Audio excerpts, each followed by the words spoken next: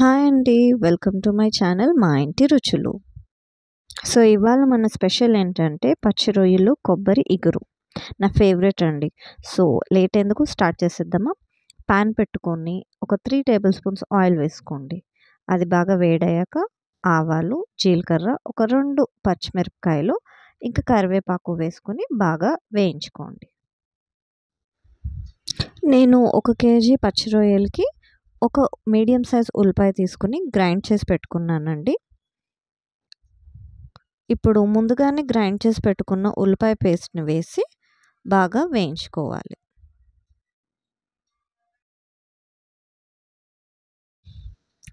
ఒకవేళ మీకు ఉల్లిపాయ పేస్ట్ నచ్చదంటే సన్నగా ఉల్లిపాయ తరుక్కుని కూడా వేసుకోవచ్చండి.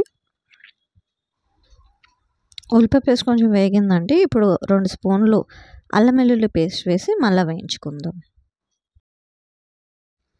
ఉల్లిపాయలు, అల్లం వెల్లుల్లి పేస్ట్ త్వరగా వేగాలంటే కొంచెం ఉప్పు, పసుపు వేసి వేయించుకోవాలండి. దానివల్ల తొందరగా మనకి కలర్ అనేది వచ్చేస్తుంది. అడుగు అనేది అంటకుండా కలుపుకుంటూ ఉండాలండి. చూసారు కదా, బాగా బ్రౌన్ కలర్ వచ్చేసింది.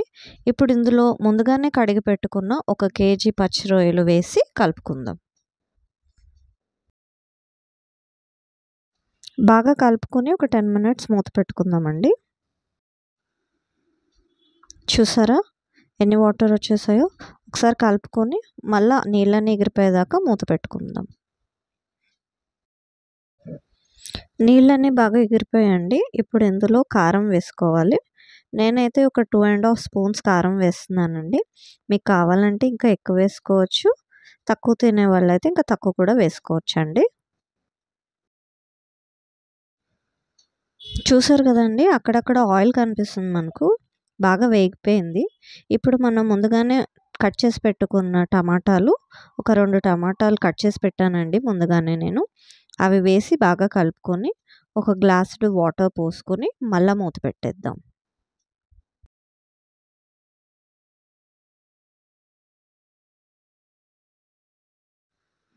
ఒక 10 నిమిషాలు అయిందండి మూసి. ఇప్పుడు చూసారు కదా, టమాటాలు కూడా బాగా మెత్తగా అయిపోయాయి. ఇంకా నూనె కూడా తేరుతుంది. ఇప్పుడు ఒక టీ స్పూన్ మనం గరం మసాలా పౌడర్ వేసుకొని కలుపుకుందాం.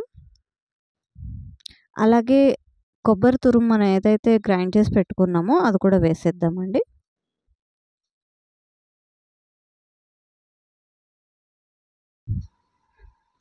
తురుము వేసి కూడా బాగా కలుపుకోవాలండి.